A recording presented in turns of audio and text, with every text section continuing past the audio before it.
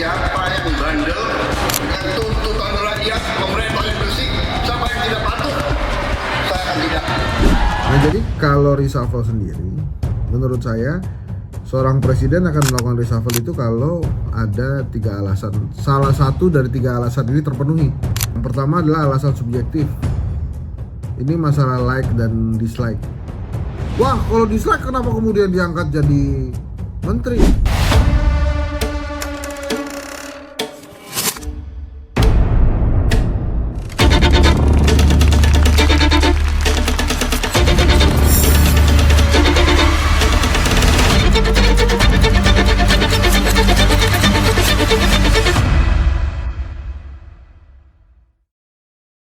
Assalamualaikum warahmatullahi wabarakatuh.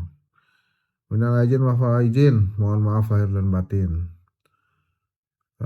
Selamat Hari Raya Idul Fitri 1446 Hijriah. Teman-teman semua, ini sudah di ujung-ujung liburan.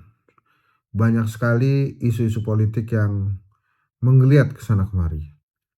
Pagi hari tadi, ya, atau beberapa saat yang lalu sebelum video ini diambil, Pak Prabowo mengundang 6 atau 7 pemret gitu ya, ke kediamannya di Hambalang, ngajak ngobrol. Ada Najwa Shihab, ada Lalu Mara, Najwa Shihab founder Narasi, Lalu Mara Pemret TV One, kemudian ada Pemret SCTV, kemudian ada Pemret IDN Uni Lubis, ada Pemret Detikom,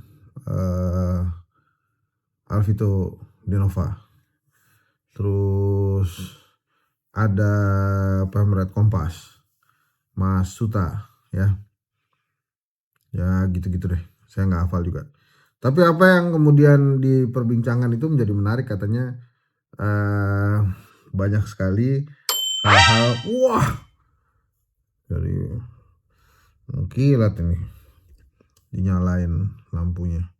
Banyak hal-hal terkait isu-isu seputar negara ini dibahas. Ada Nalantara, katanya ada kebijakan Trump, kemudian ada RUU TNI, termasuk muter-muternya Mas Didit ketemu dengan para presiden-presiden sebelum Prabowo. Nah, itu menarik. Memang jadi menarik tuh Mas Didit jalan-jalan. Tapi yang paling juga menarik dibahas, kabarnya Pak Prabowo akan diundang ke Kongres PDI Perjuangan. Nah, ini menarik juga. Jadi artinya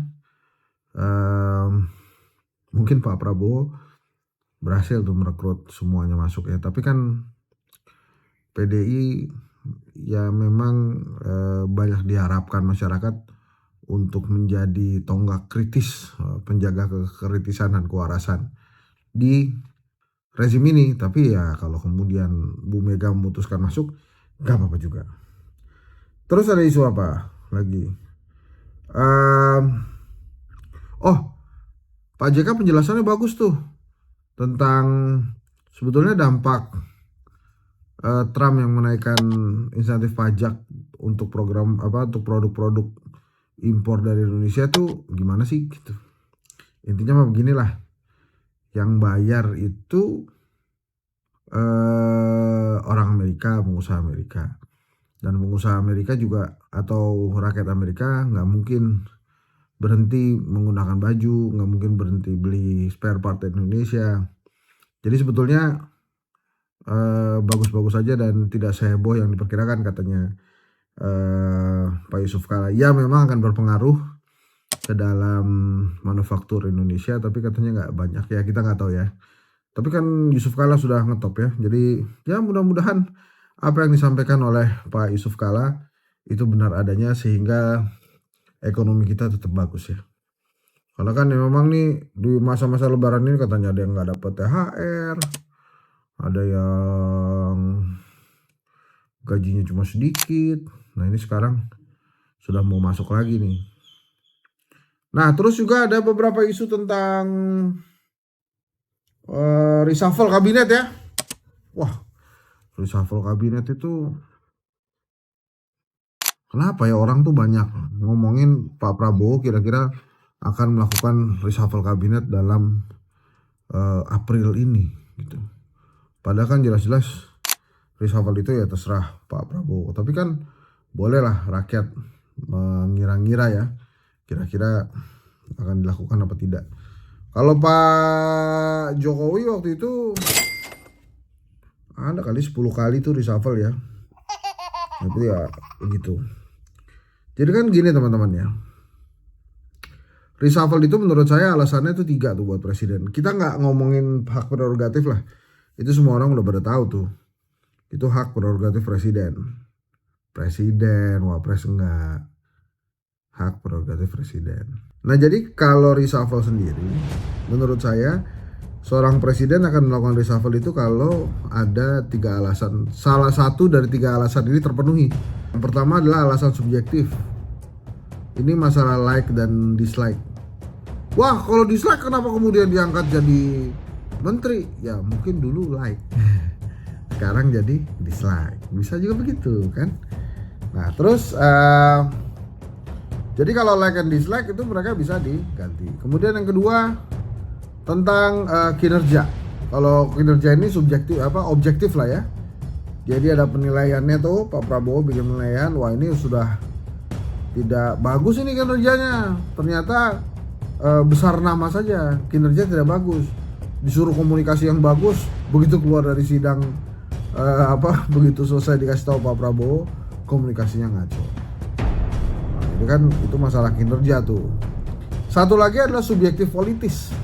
Kalau menurut saya, ini mengganggu kekuatan politiknya Pak Prabowo nggak di kabinet, kemudian di legislatif gitu. Jadi ada pertimbangan-pertimbangan ini. Jadi saya ulang ya. Kalau menurut saya reshuffle itu alasannya ada 3. Selain prerogatif presiden ya tentunya. Yang pertama adalah subjektif dari presiden, like and dislike. Yang kedua tentang kinerja. Nah ini lebih objektif lah penilaiannya. Yang ketiga adalah subjektif politis gitu. Nah kalau saya dengar dari Bang Lalumara, pemretnya TV One, di acara Satgas Kritik itu saya sudah sampaikan juga bahwa Bang Mara nyampaikan bahwa Prabowo sebetulnya nyaman dengan menterinya. Jadi kalau nyaman dengan menterinya kelihatannya sih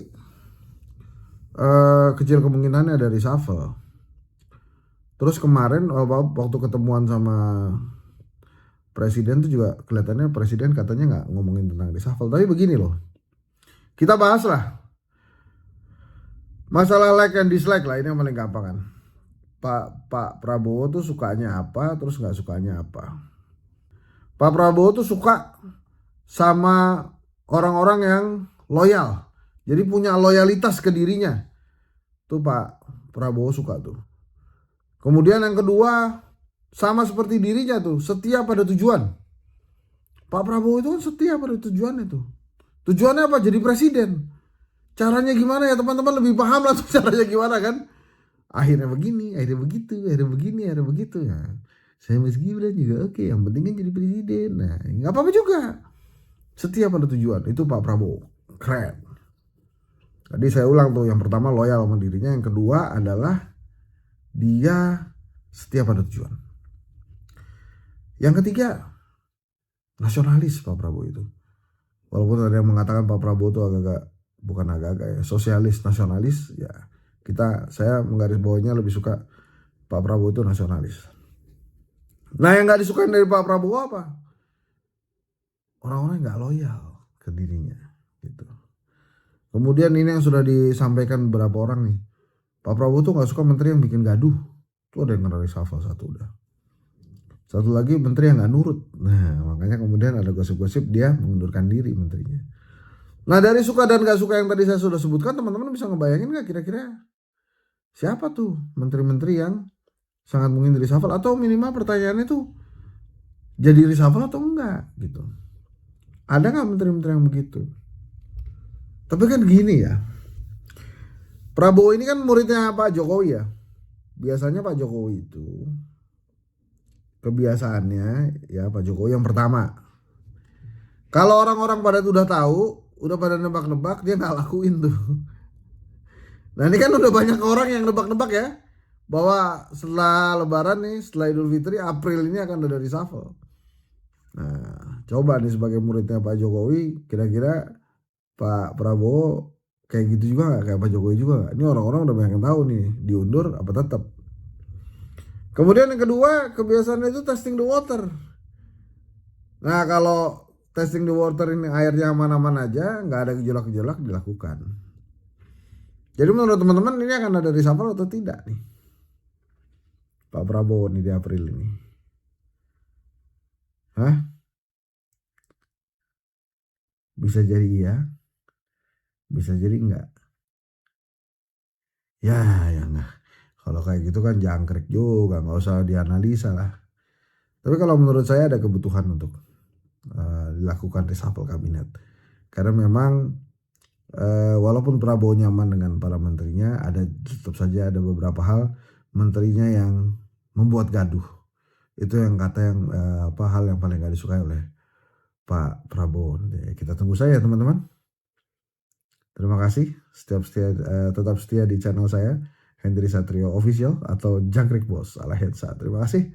Assalamualaikum warahmatullahi wabarakatuh. Sekali lagi, minal aidin wal faizin, maafkan lahir dan batin. Terima kasih. Assalamualaikum warahmatullahi wabarakatuh.